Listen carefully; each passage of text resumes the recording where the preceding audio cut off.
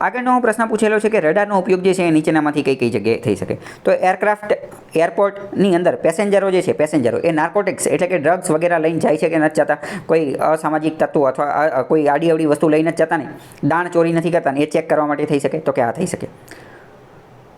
Monitoring of precipitation, વરસાદ જે છે વરસાદ એનું મોનિટરિંગ અવલોકન કરવામાં થઈ શકે? તો કે આ થઈ શકે.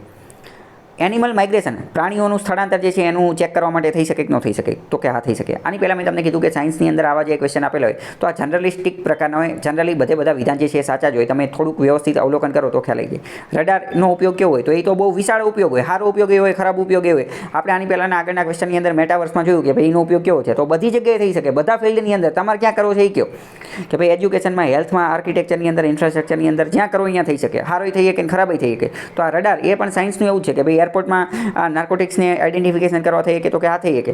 પ્રેસિપિટેશન મોનિટરિંગ, વરસાદના અવલોકનમાં થઈ શકે? તો કે થઈ શકે. માઇગ્રેશન ઓફ એનિમલનું સ્થળાંતર એના ટ્રેક કરવા માટે થઈ શકે? તો કે થઈ શકે. બધામાં થઈ શકે. ત્રણેય સાચા છે.